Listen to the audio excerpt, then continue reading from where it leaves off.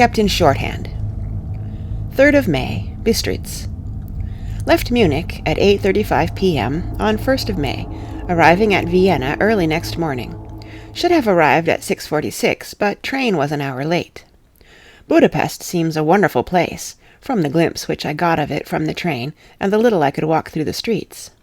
I feared to go very far from the station, as we had arrived late and would start as near the correct time as possible.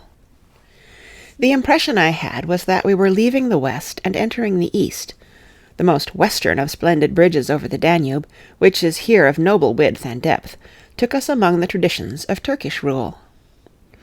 We left in pretty good time, and came after nightfall to Klausenburg. Here I stopped for the night at the Hotel Royal. I had for dinner, or rather supper, a chicken done up some way with red pepper, which was very good but thirsty. Memorandum. Get recipe for Mina. I asked the waiter, and he said it was called paprika Händel, and that, as it was a national dish, I should be able to get it anywhere among the Carpathians. I found my smattering of German very useful here. Indeed, I don't know how I should be able to get on without it. Having had some time at my disposal when in London, I had visited the British Museum, and made search among the books and maps in the library regarding Transylvania. It had struck me that some foreknowledge of the country could hardly fail to have some importance in dealing with a nobleman of that country. I find that the district he named is in the extreme east of the country, just on the borders of 3 states, Transylvania, Moldavia, and Bukovina, in the midst of the Carpathian Mountains, one of the wildest and least known portions of Europe. I was not able to light on any map or work giving the exact locality of the Castle Dracula, as there are no maps of this country as yet to compare with our own Ordnance Survey maps. But I found that Bistritz, the post town named by Count Dracula, is a fairly well-known place. I shall enter here some of my notes, as they may refresh my memory when I talk over my travels with Mina.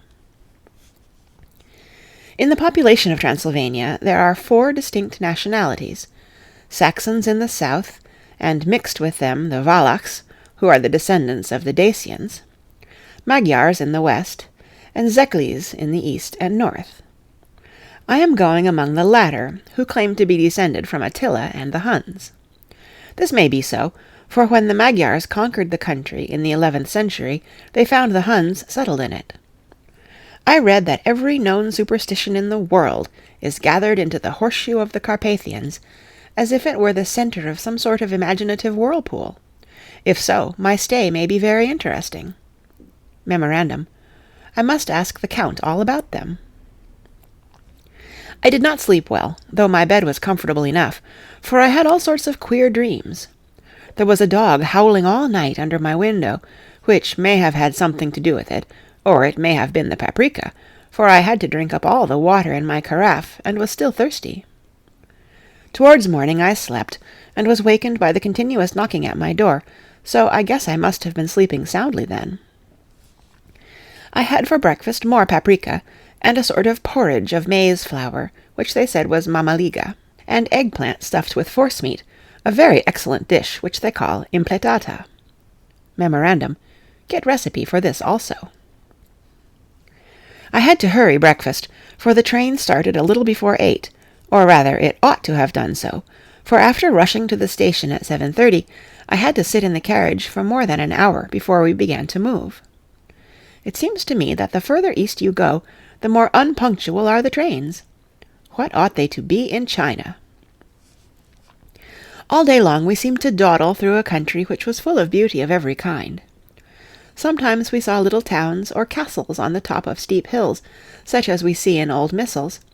Sometimes we ran by rivers and streams, which seemed, from the wide stony margin on each side of them, to be subject to great floods.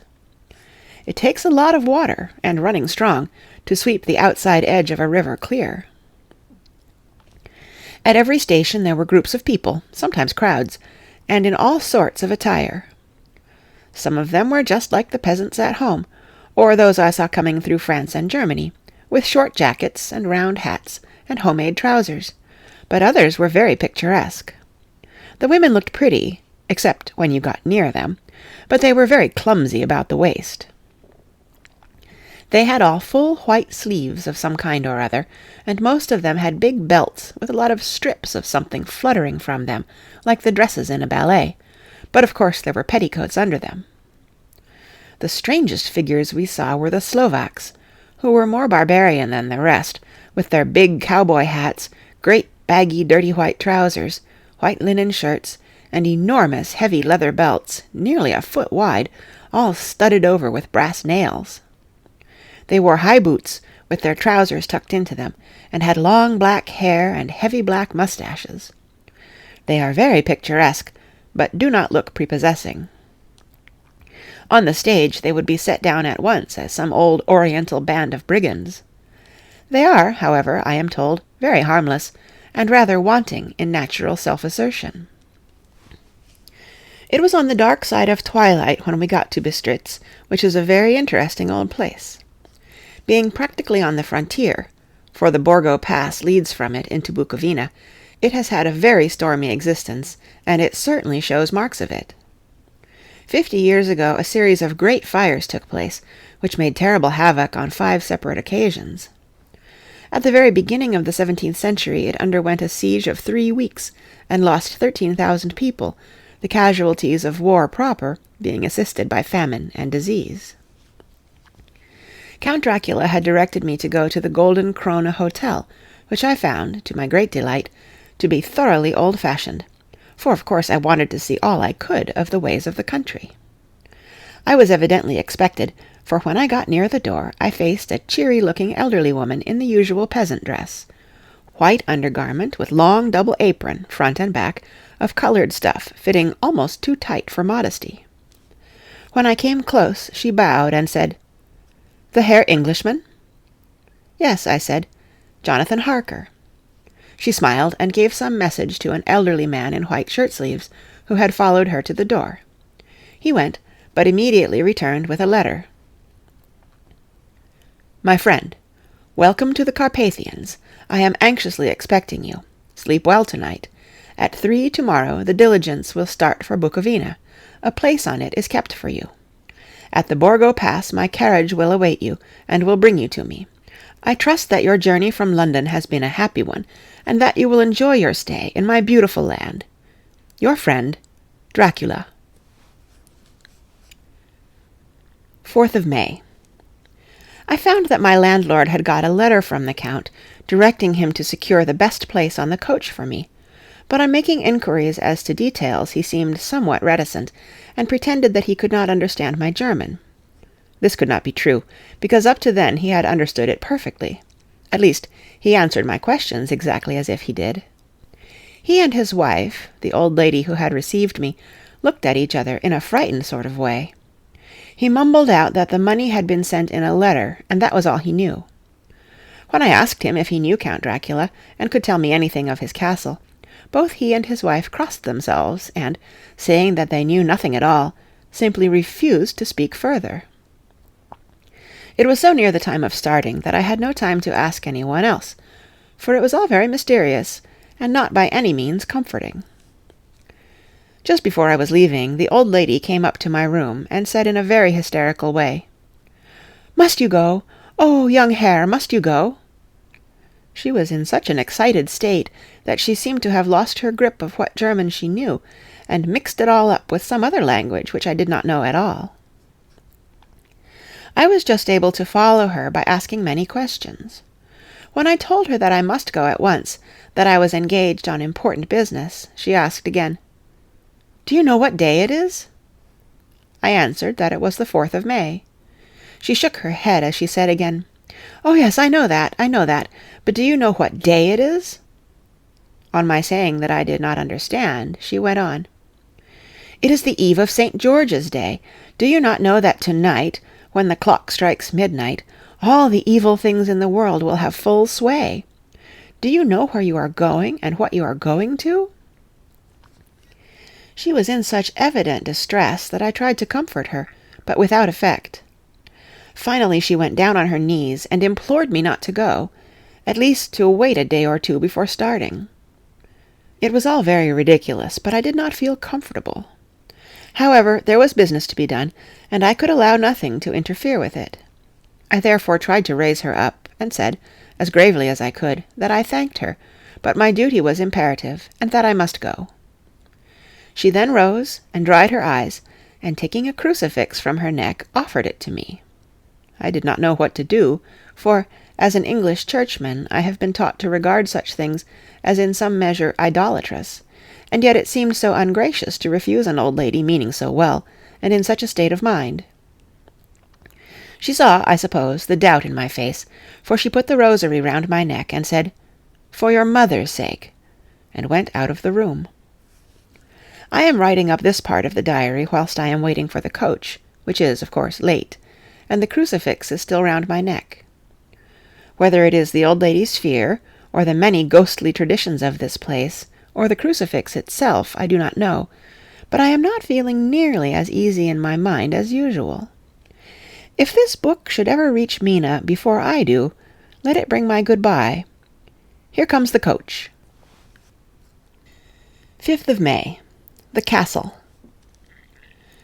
The grey of the morning has passed, and the sun is high over the distant horizon, which seems jagged, whether with trees or hills I know not, for it is so far off that big things and little are mixed. I am not sleepy, and as I am not to be called till I awake, naturally I write till sleep comes. There are many odd things to put down, and lest who reads them may fancy that I dined too well before I left Bistritz, let me put down my dinner exactly. I dined on what they called robber steak, bits of bacon, onion, and beef, seasoned with red pepper, and strung on sticks and roasted over the fire, in the simple style of the London cat's meat. The wine was golden Mediasch, which produces a queer sting on the tongue, which is, however, not disagreeable. I had only a couple of glasses of this, and nothing else. When I got on the coach, the driver had not taken his seat, and I saw him talking with the landlady. They were evidently talking of me, for every now and then they looked at me, and some of the people who were sitting on the bench outside the door, which they call by a name meaning word-bearer, came and listened, and then looked at me, most of them pityingly. I could hear a lot of words often repeated, queer words, for there were many nationalities in the crowd, so I quietly got my polyglot dictionary from my bag and looked them out. I must say they were not cheering to me, for amongst them were Ordog, Satan, Pokol, Hell, Stregoica, Witch, Vrolak, and Vlkoslak, both of which mean the same thing, one being Slovak and the other Servian, for something that is either werewolf or vampire. Memorandum: I must ask the Count about these superstitions. When we started, the crowd round the inn door, which had by this time swelled to a considerable size, all made the sign of the cross, and pointed 2 fingers towards me. With some difficulty I got a fellow passenger to tell me what they meant. He would not answer at first, but on learning that I was English, he explained that it was a charm or guard against the evil eye. This was not very pleasant for me, just starting for an unknown place to meet an unknown man, but everyone seemed so kind-hearted, and so sorrowful, and so sympathetic, that I could not but be touched.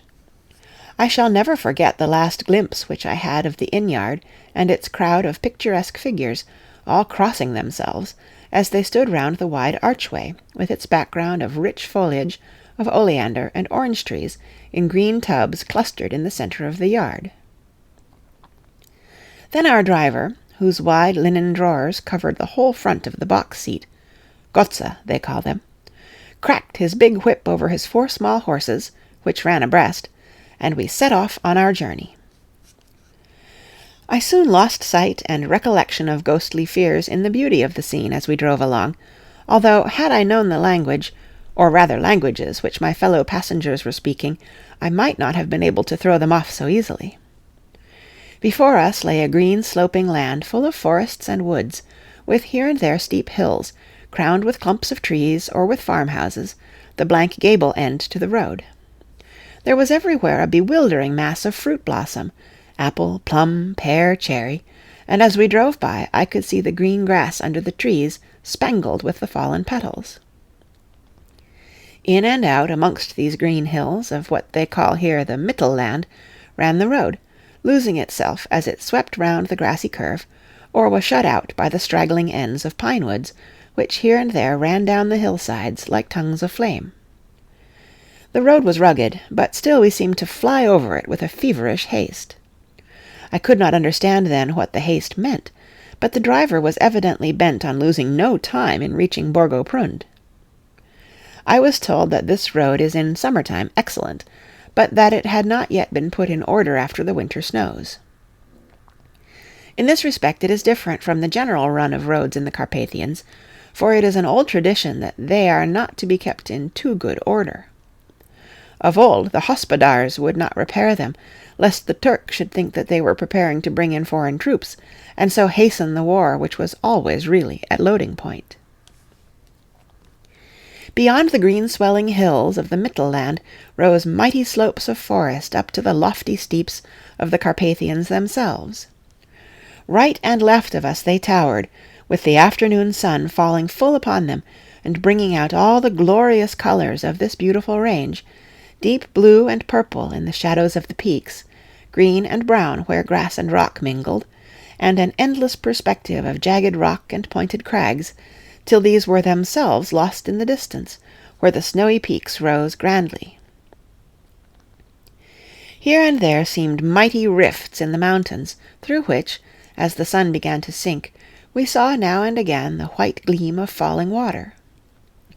One of my companions touched my arm as we swept round the base of a hill, and opened up the lofty snow-covered peak of a mountain, which seemed, as we wound on our serpentine way, to be right before us. "Look, Istenzek, God's seat," and he crossed himself reverently. As we wound on our endless way, and the sun sank lower and lower behind us, the shadows of the evening began to creep round us. This was emphasized by the fact that the snowy mountain top still held the sunset, and seemed to glow out with a delicate cool pink.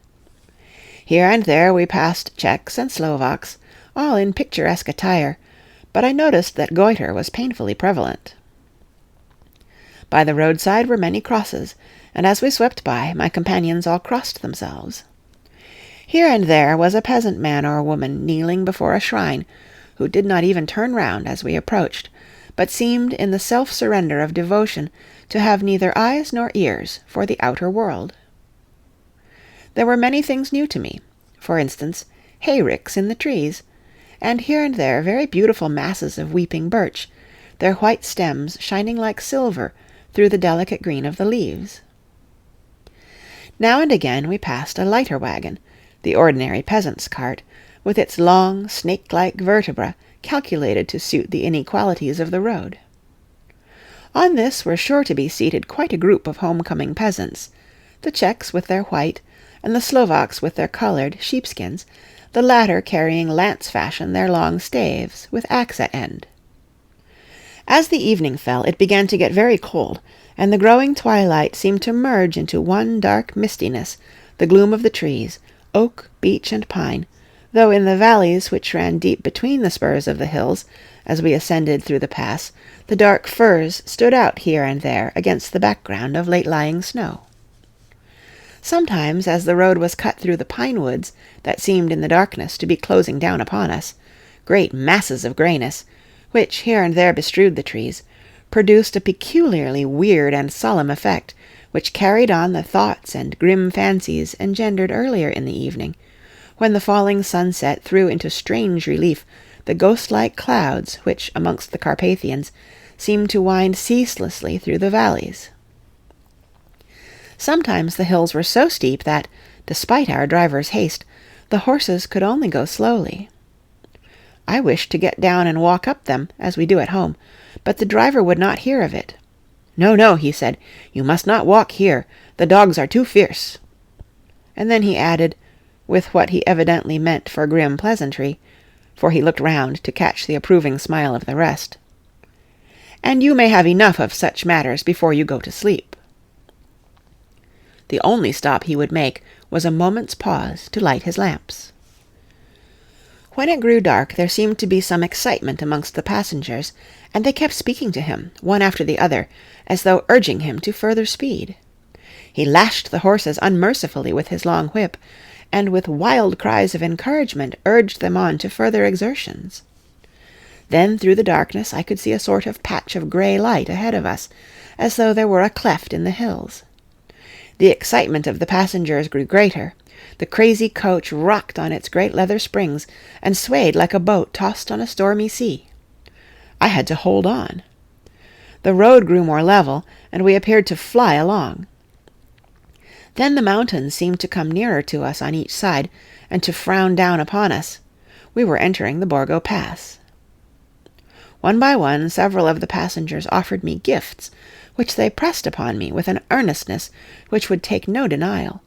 These were certainly of an odd and varied kind, but each was given in simple good faith, with a kindly word and a blessing, and that strange mixture of fear-meaning movements which I had seen outside the hotel at Bistritz, the sign of the cross, and the guard against the evil eye.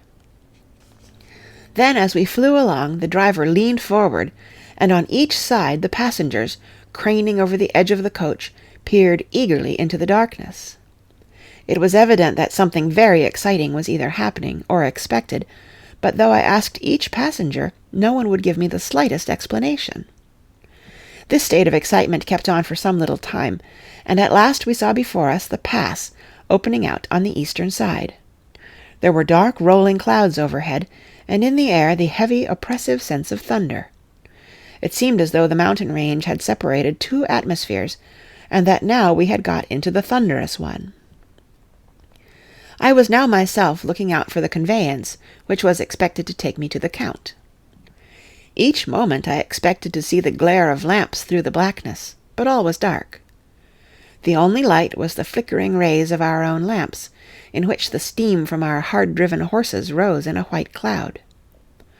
We could see now the sandy road lying white before us, but there was on it no sign of a vehicle. The passengers drew back with a sigh of gladness, which seemed to mock my own disappointment. I was already thinking what I had best do, when the driver, looking at his watch, said to the others something which I could hardly hear, it was spoken so quietly and in so low a tone. I thought it was an hour less than the time. Then, turning to me, he said in German worse than my own, "There is no carriage here. The Herr is not expected after all. He will now come on to Bukovina and return tomorrow, or the next day. Better the next day." Whilst he was speaking, the horses began to neigh and snort and plunge wildly, so that the driver had to hold them up. Then, amongst a chorus of screams from the peasants and a universal crossing of themselves, a calèche, with 4 horses, drove up behind us, overtook us, and drew up beside the coach. I could see from the flash of our lamps, as the rays fell on them, that the horses were coal-black and splendid animals. They were driven by a tall man with a long brown beard and a great black hat, which seemed to hide his face from us. I could only see the gleam of a pair of very bright eyes, which seemed red in the lamplight, as he turned to us. He said to the driver, "You are early tonight, my friend." The man stammered in reply, "The English Herr was in a hurry," to which the stranger replied, "That is why, I suppose, you wished him to go on to Bukovina. You cannot deceive me, my friend. I know too much, and my horses are swift." As he spoke he smiled, and the lamplight fell on a hard-looking mouth, with very red lips and sharp-looking teeth, as white as ivory. One of my companions whispered to another the line from Burger's Lenore, "Denn die Toten reiten schnell," for the dead travel fast. The strange driver evidently heard the words, for he looked up with a gleaming smile. The passenger turned his face away, at the same time putting out his 2 fingers and crossing himself. "Give me the Herr's luggage," said the driver, and with exceeding alacrity my bags were handed out and put in the calèche. Then I descended from the side of the coach, as the calèche was close alongside, the driver helping me with a hand which caught my arm in a grip of steel. His strength must have been prodigious. Without a word he shook his reins, the horses turned, and we swept into the darkness of the pass. As I looked back, I saw the steam from the horses of the coach by the light of the lamps, and projected against it the figures of my late companions crossing themselves. Then the driver cracked his whip and called to his horses, and off they swept on their way to Bukovina. As they sank into the darkness, I felt a strange chill, and a lonely feeling came over me, but a cloak was thrown over my shoulders, and a rug across my knees, and the driver said in excellent German, "The night is chill, mein Herr, and my master the Count bade me take all care of you. There is a flask of Slivovitz, the plum brandy of the country, underneath the seat, if you should require it." I did not take any, but it was a comfort to know it was there all the same. I felt a little strangely, and not a little frightened. I think, had there been any alternative, I should have taken it, instead of prosecuting that unknown night journey. The carriage went at a hard pace, straight along. Then we made a complete turn, and went along another straight road. It seemed to me that we were simply going over and over the same ground again, and so I took note of some salient point, and found that this was so. I would have liked to have asked the driver what this all meant, but I really feared to do so, for I thought that, placed as I was, any protest would have had no effect in case there had been an intention to delay. By and by, however, as I was curious to know how time was passing, I struck a match, and by its flame looked at my watch. It was within a few minutes of midnight. This gave me a sort of shock, for I suppose the general superstition about midnight was increased by my recent experiences. I waited, with a sick feeling of suspense. Then a dog began to howl somewhere in a farmhouse down the road, a long, agonized wailing, as if from fear.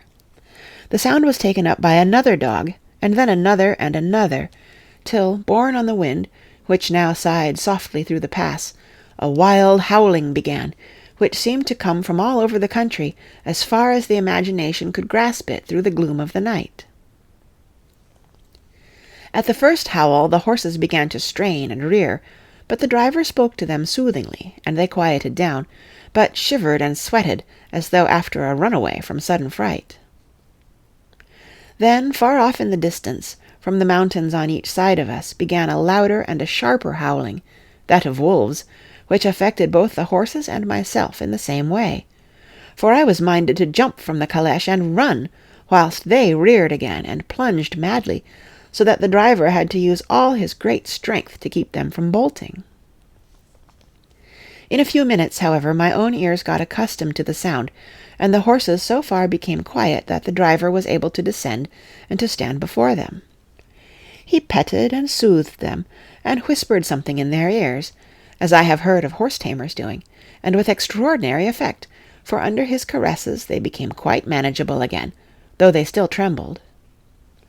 The driver again took his seat, and, shaking his reins, started off at a great pace. This time, after going to the far side of the pass, he suddenly turned down a narrow roadway which ran sharply to the right. Soon we were hemmed in with trees, which in places arched right over the roadway, till we passed as through a tunnel, and again great frowning rocks guarded us boldly on either side. Though we were in shelter, we could hear the rising wind, for it moaned and whistled through the rocks, and the branches of the trees crashed together as we swept along.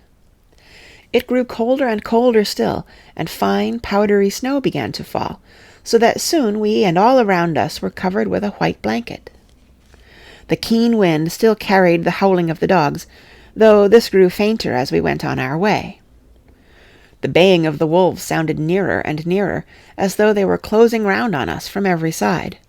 I grew dreadfully afraid, and the horses shared my fear. The driver, however, was not in the least disturbed. He kept turning his head to left and right, but I could not see anything through the darkness. Suddenly, away on our left, I saw a faint flickering blue flame. The driver saw it at the same moment. He at once checked the horses, and, jumping to the ground, disappeared into the darkness. I did not know what to do, the less as the howling of the wolves grew closer, but while I wondered, the driver suddenly appeared again, and without a word took his seat, and we resumed our journey. I think I must have fallen asleep, and kept dreaming of the incident, for it seemed to be repeated endlessly, and now looking back it is like a sort of awful nightmare. Once the flame appeared so near the road that even in the darkness around us I could watch the driver's motions. He went rapidly to where the blue flame arose. It must have been very faint, for it did not seem to illumine the place around it at all, and, gathering a few stones, formed them into some device. Once there appeared a strange optical effect. When he stood between me and the flame, he did not obstruct it, for I could see its ghostly flicker all the same. This startled me, but as the effect was only momentary, I took it that my eyes deceived me from straining through the darkness. Then for a time there were no blue flames, and we sped onwards through the gloom, with the howling of the wolves around us, as though they were following in a moving circle. At last there came a time when the driver went further afield than he had yet gone, and during his absence the horses began to tremble worse than ever, and to snort and scream with fright. I could not see any cause for it, for the howling of the wolves had ceased altogether. But just then the moon, sailing through the black clouds, appeared behind the jagged crest of a beetling, pine-clad rock, and by its light I saw around us a ring of wolves, with white teeth and lolling red tongues, with long sinewy limbs and shaggy hair. They were 100 times more terrible in the grim silence which held them than even when they howled. For myself, I felt a sort of paralysis of fear. It is only when a man feels himself face to face with such horrors that he can understand their true import. All at once the wolves began to howl as though the moonlight had had some peculiar effect on them. The horses jumped about and reared, and looked helplessly round with eyes that rolled in a way painful to see, but the living ring of terror encompassed them on every side, and they had perforce to remain within it. I called to the coachman to come, for it seemed to me that our only chance was to try to break out through the ring and to aid his approach. I shouted and beat the side of the calèche, hoping by the noise to scare the wolves from that side, so as to give him a chance of reaching the trap. How he came there I know not, but I heard his voice raised in a tone of imperious command, and looking towards the sound, I saw him stand in the roadway. As he swept his long arms, as though brushing aside some impalpable obstacle, the wolves fell back and back further still. Just then a heavy cloud passed across the face of the moon, so that we were again in darkness. When I could see again, the driver was climbing into the calèche, and the wolves had disappeared. This was all so strange and uncanny that a dreadful fear came upon me, and I was afraid to speak or move. The time seemed interminable as we swept on our way, now in almost complete darkness, for the rolling clouds obscured the moon. We kept on ascending, with occasional periods of quick descent, but in the main always ascending. Suddenly I became conscious of the fact that the driver was in the act of pulling up the horses in the courtyard of a vast ruined castle, from whose tall black windows came no ray of light, and whose broken battlements showed a jagged line against the moonlit sky. End of Chapter 1.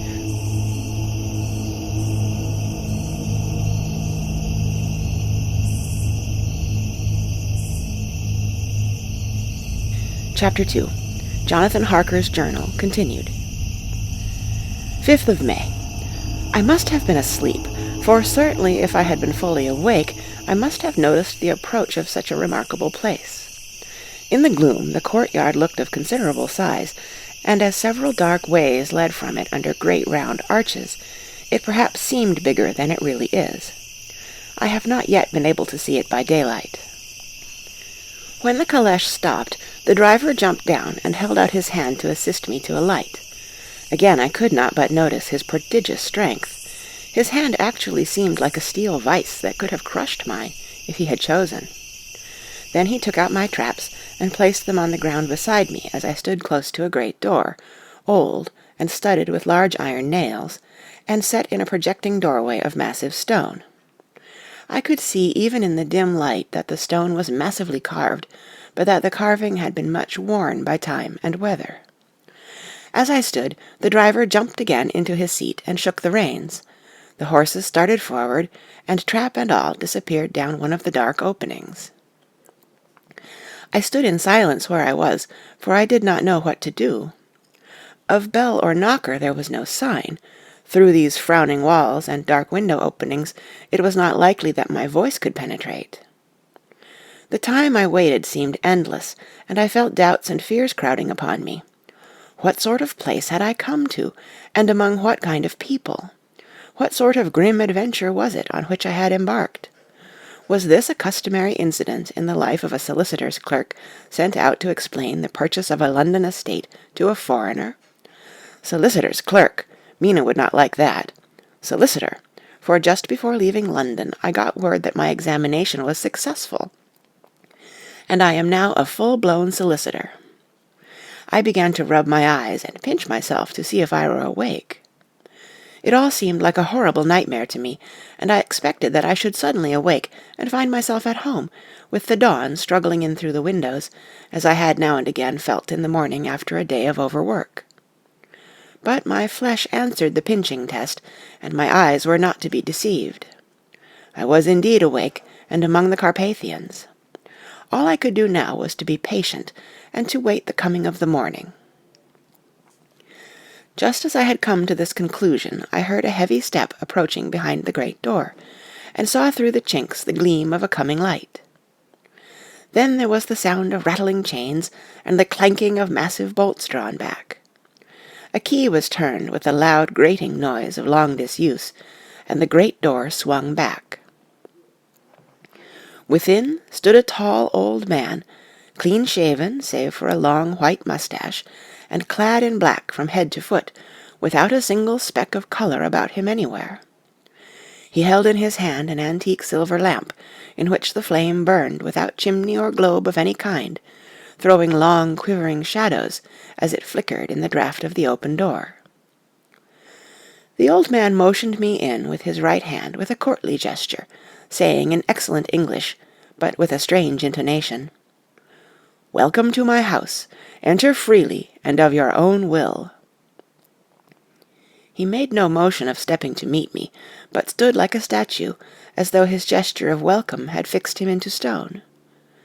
The instant, however, that I had stepped over the threshold, he moved impulsively forward, and, holding out his hand, grasped mine with a strength which made me wince, an effect which was not lessened by the fact that it seemed as cold as ice, more like the hand of a dead than a living man. Again he said, "Welcome to my house. Come freely, go safely, and leave something of the happiness you bring." The strength of the handshake was so much akin to that which I had noticed in the driver, whose face I had not seen, that for a moment I doubted if it were not the same person to whom I was speaking. So, to make sure, I said interrogatively, "Count Dracula?" He bowed in a courtly way as he replied, "I am Dracula, and I bid you welcome, Mr. Harker, to my house. Come in, the night air is chill, and you must need to eat and rest." As he was speaking, he put the lamp on a bracket on the wall, and stepping out, took my luggage. He had carried it in before I could forestall him. I protested, but he insisted. "Nay, sir, you are my guest. It is late, and my people are not available. Let me see to your comfort myself." He insisted on carrying my traps along the passage, and then up a great winding stair, and along another great passage, on whose stone floor our steps rang heavily. At the end of this he threw open a heavy door, and I rejoiced to see within a well-lit room, in which a table was spread for supper, and on whose mighty hearth a great fire of logs, freshly replenished, flamed and flared. The Count halted, putting down my bags, closed the door, and crossing the room, opened another door, which led into a small octagonal room lit by a single lamp, and seemingly without a window of any sort. Passing through this, he opened another door, and motioned me to enter. It was a welcome sight, for here was a great bedroom, well lighted, and warmed with another log fire, also added to but lately, for the top logs were fresh, which sent a hollow roar up the wide chimney. The Count himself left my luggage inside, and withdrew, saying, before he closed the door, "You will need, after your journey, to refresh yourself by making your toilet. I trust you will find all you wish. When you are ready, come into the other room, where you will find your supper prepared." The light and warmth, and the Count's courteous welcome, seemed to have dissipated all my doubts and fears.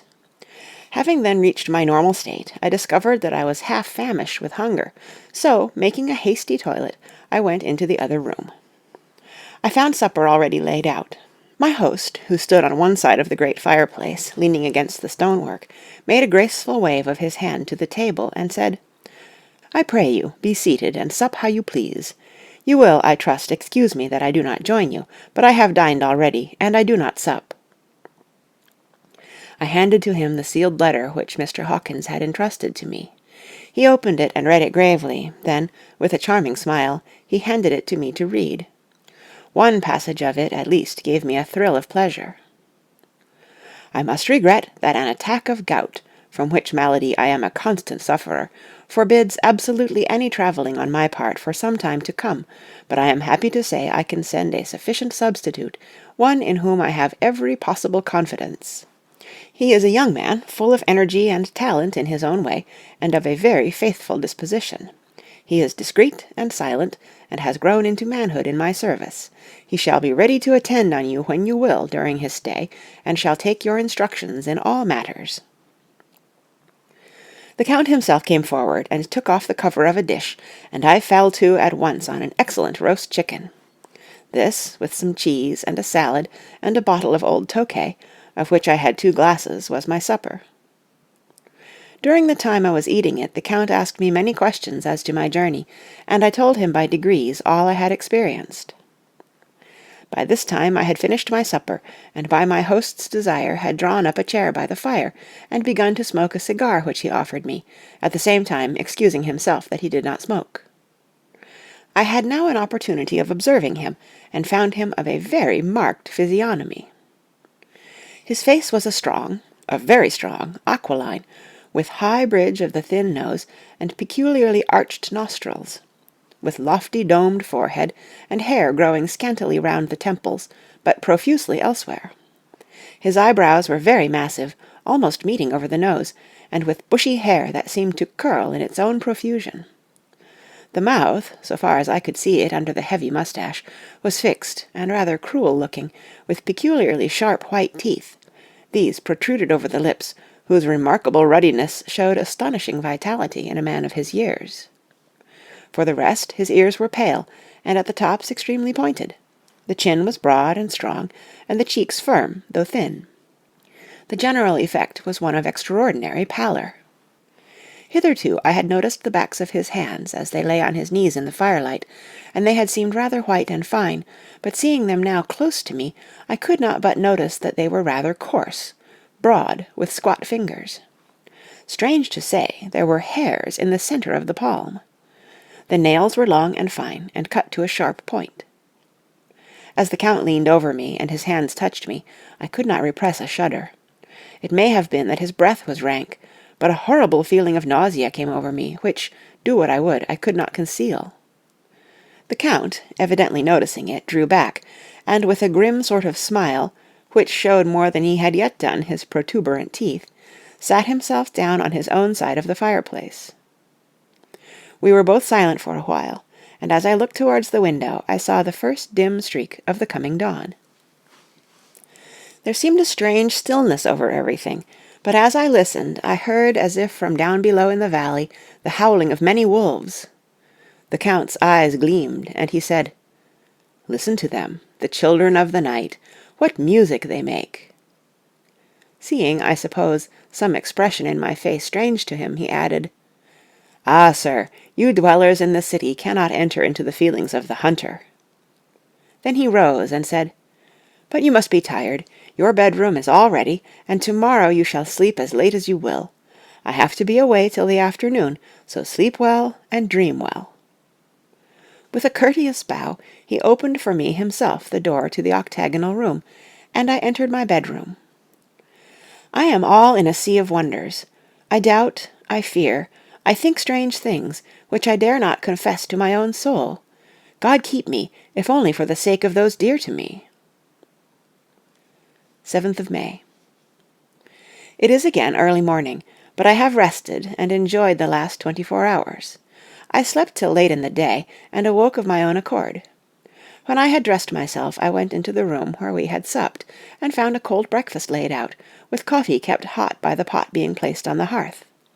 There was a card on the table, on which was written, "I have to be absent for a while. Do not wait for me.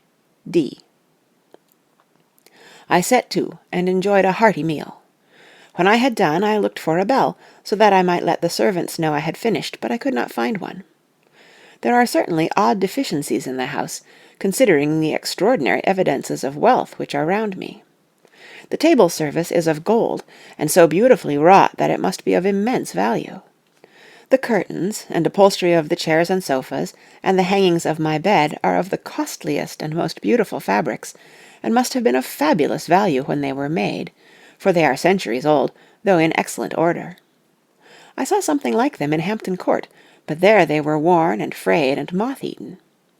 But still, in none of the rooms is there a mirror. There is not even a toilet glass on my table, and I had to get the little shaving glass from my bag before I could either shave or brush my hair. I have not yet seen a servant anywhere, or heard a sound near the castle except the howling of wolves. Some time after I had finished my meal, I do not know whether to call it breakfast or dinner, for it was between 5 and 6 o'clock when I had it, I looked about for something to read, for I did not like to go about the castle until I had asked the Count's permission. There was absolutely nothing in the room, book, newspaper, or even writing materials, so I opened another door in the room and found a sort of library. The door opposite mine I tried, but found it locked. In the library I found, to my great delight, a vast number of English books, whole shelves full of them, and bound volumes of magazines and newspapers. A table in the centre was littered with English magazines and newspapers, though none of them were of very recent date. The books were of the most varied kind: history, geography, politics, political economy, botany, geology, law, all relating to England and English life and customs and manners. There were even such books of reference as the London Directory, the Red and Blue books, Whitaker's Almanac, the Army and Navy lists, and, it somehow gladdened my heart to see it, the Law List. While I was looking at the books, the door opened and the Count entered. He saluted me in a hearty way, and hoped that I had had a good night's rest. Then he went on. "I am glad you found your way in here, for I am sure there is much that will interest you. These companions," and he laid his hand on some of the books, "have been good friends to me, and for some years past, ever since I had the idea of going to London, have given me many, many hours of pleasure. Through them I have come to know your great England, and to know her is to love her. I long to go through the crowded streets of your mighty London, to be in the midst of the whirl and rush of humanity, to share its life, its change, its death, and all that makes it what it is. But alas, as yet I only know your tongue through books. To you, my friend, I look that I know it to speak." "But, Count," I said, "you know and speak English thoroughly." He bowed gravely. "I thank you, my friend, for your all too flattering estimate, but yet I fear that I am but a little way on the road I would travel. True, I know the grammar and the words, but yet I know not how to speak them." "Indeed," I said, "you speak excellently." "Not so," he answered. "Well I know that, did I move and speak in your London, none there are who would not know me for a stranger. That is not enough for me. Here I am noble, I am boyar, the common people know me, and I am master. But a stranger in a strange land, he is no one, men know him not, and to know not is to care not for. I am content if I am like the rest, so that no man stops if he see me, or pause in his speaking if he hear my words, Ha ha, a stranger. I have been so long master that I would be master still, or at least that none other should be master of me. You come to me not alone as agent of my friend Peter Hawkins, of Exeter, to tell me all about my new estate in London. You shall, I trust, rest here with me a while, so that by our talking I may learn the English intonation, and I would that you tell me when I make error, even of the smallest, in my speaking.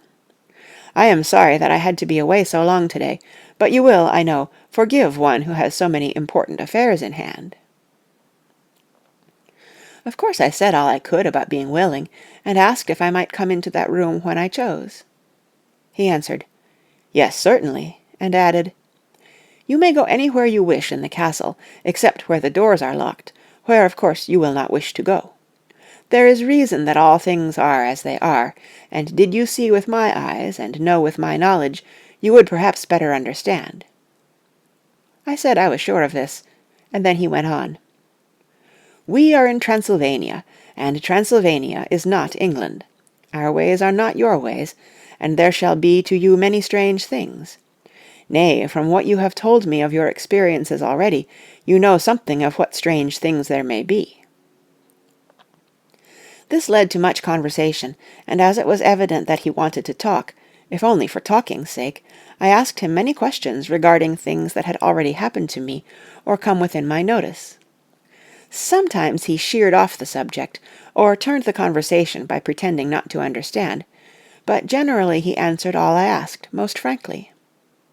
Then as time went on, and I had got somewhat bolder, I asked him of some of the strange things of the preceding night, as, for instance, why the coachman went to the places where he had seen the blue flames. He then explained to me that it was commonly believed that on a certain night of the year, last night, in fact, when all evil spirits are supposed to have unchecked sway, a blue flame is seen over any place where treasure has been concealed. "That treasure has been hidden," he went on. "In the region through which you came last night, there can be but little doubt, for it was the ground fought over by centuries by the Wallachian, the Saxon, and the Turk. Why, there is hardly a foot of soil in all this region that has not been enriched by the blood of men, patriots or invaders. In old days there were stirring times, when the Austrian and the Hungarian came up in hordes, and the patriots went out to meet them, men and women, the aged, and the children too, and waited their coming on the rocks above the passes, that they might sweep destruction on them with their artificial avalanches. When the invader was triumphant, he found but little, for whatever there was had been sheltered in the friendly soil." "But how," said I, "can it have remained so long undiscovered, when there is a sure index to it, if men will but take the trouble to look?" The Count smiled, and as his lips ran back over his gums, the long, sharp canine teeth showed out strangely. He answered, "Because your peasant is at heart a coward and a fool. Those flames only appear on one night, and on that night no man of this land will, if he can help it, stir without his doors. And, dear sir, even if he did, he would not know what to do. Why, even the peasant that you tell me of who marked the place of the flame would not know where to look in daylight, even for his own work. Even you would not, I dare be sworn, be able to find these places again." "There you are right," I said. "I know no more than the dead where even to look for them." Then we drifted into other matters. "Come," he said at last, "tell me of London, and of the house which you have procured for me." With an apology for my remissness, I went into my own room to get the papers from my bag. Whilst I was placing them in order, I heard a rattling of china and silver in the next room, and as I passed through, noticed that the table had been cleared and the lamp lit, for it was by this time deep into the dark. The lamps were also lit in the study or library, and I found the Count lying on the sofa, reading, of all things in the world, an English Bradshaw's Guide. When I came in, he cleared the books and papers from the table, and with him I went into plans and deeds and figures of all sorts. He was interested in everything, and asked me a myriad questions about the place and its surroundings. He clearly had studied beforehand all he could get on the subject of the neighbourhood, for he evidently at the end knew very much more than I did. When I remarked this, he answered, "Well, but, my friend, is it not needful that I should? When I go there I shall be all alone, and my friend Harker Jonathan—nay, pardon me, I fall into my country's habit of putting your patronymic first. My friend Jonathan Harker will not be by my side to correct and aid me. He will be in Exeter, miles away, probably working at papers of the law with my other friend, Peter Hawkins. So." We went thoroughly into the business of the purchase of the estate at Purfleet. When I had told him the facts, and got his signature to the necessary papers, and had written a letter with them ready to post to Mr. Hawkins, he began to ask me how I had come across so suitable a place. I read to him the notes which I had made at the time, and which I inscribe here. At Purfleet, on a by-road, I came across just such a place as seemed to be required, and where was displayed a dilapidated notice that the place was for sale. It is surrounded by a high wall, of ancient structure, built of heavy stones, and has not been repaired for a large number of years. The closed gates are of heavy old oak and iron, all eaten with rust. The estate is called Carfax, no doubt a corruption of the old quatre faces, as the house is four-sided, agreeing with the cardinal points of the compass. It contains in all some 20 acres, quite surrounded by the solid stone wall above mentioned. There are many trees on it, which make it in places gloomy, and there is a deep, dark-looking pond or small lake, evidently fed by some springs, as the water is clear and flows away in a fair-sized stream. The house is very large, and of all periods, back, I should say, to medieval times, for one part is of stone immensely thick, with only a few windows high up and heavily barred with iron. It looks like part of a keep, and is close to an old chapel or church. I could not enter it, as I had not the key of the door leading to it from the house, but I have taken with my kodak views of it from various points. The house has been added to, but in a very straggling way, and I can only guess at the amount of ground it covers, which must be very great. There are but few houses close at hand, one being a very large house only recently added to and formed into a private lunatic asylum. It is not, however, visible from the grounds. When I had finished, he said, "I am glad that it is old and big. I myself am of an old family, and to live in a new house would kill me. A house cannot be made habitable in a day, and, after all, how few days go to make up a century. I rejoice also that there is a chapel of old times. We Transylvanian nobles love not to think that our bones may lie amongst the common dead. I seek not gaiety nor mirth, not the bright voluptuousness of much sunshine and sparkling waters, which please the young and gay. I am no longer young, and my heart, through weary years of mourning over the dead, is not attuned to mirth.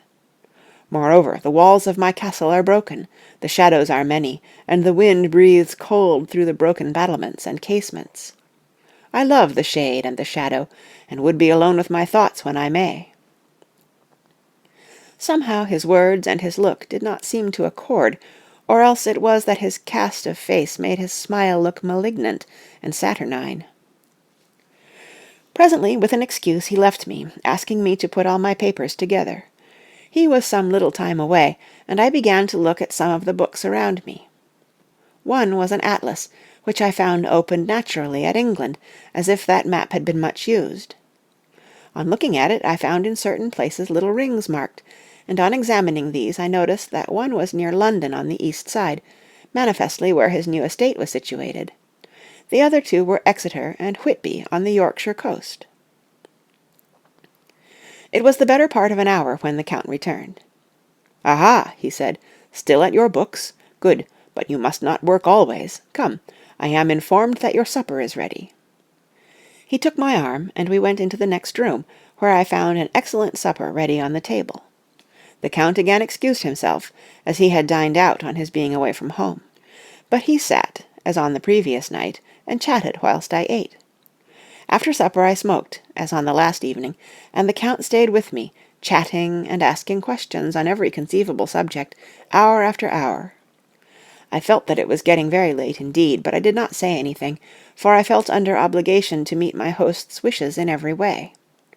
I was not sleepy, as the long sleep yesterday had fortified me, but I could not help experiencing that chill which comes over one at the coming of the dawn, which is like, in its way, the turn of the tide.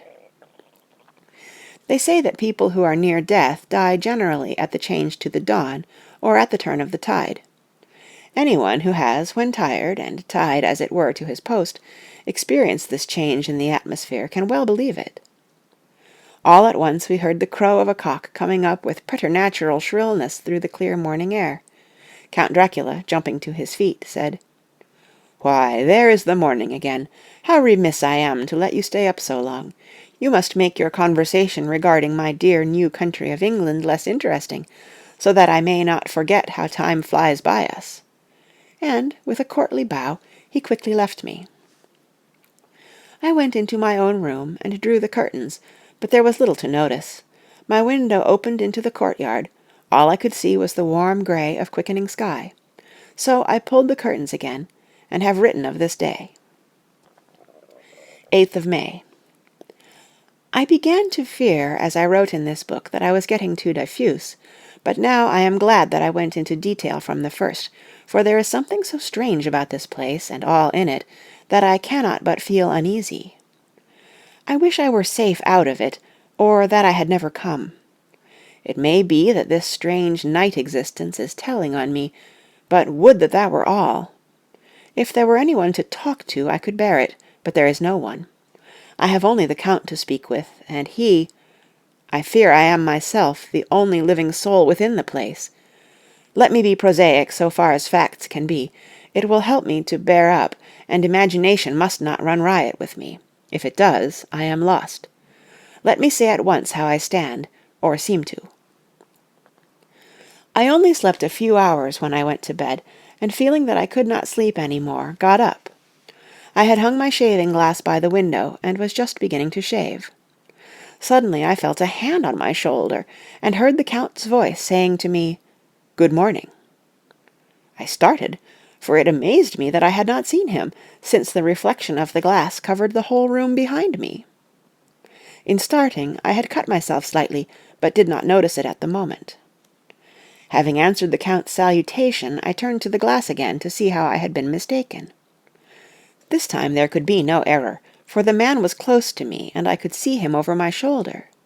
But there was no reflection of him in the mirror. The whole room behind me was displayed, but there was no sign of a man in it, except myself. This was startling, and coming on the top of so many strange things, was beginning to increase that vague feeling of uneasiness which I always have when the Count is near. But at the instant I saw that the cut had bled a little, and the blood was trickling over my chin. I laid down the razor, turning as I did so half round to look for some sticking plaster. When the Count saw my face, his eyes blazed with a sort of demoniac fury, and he suddenly made a grab at my throat. I drew away, and his hand touched the string of beads which held the crucifix. It made an instant change in him, for the fury passed so quickly that I could hardly believe that it was ever there. "Take care," he said.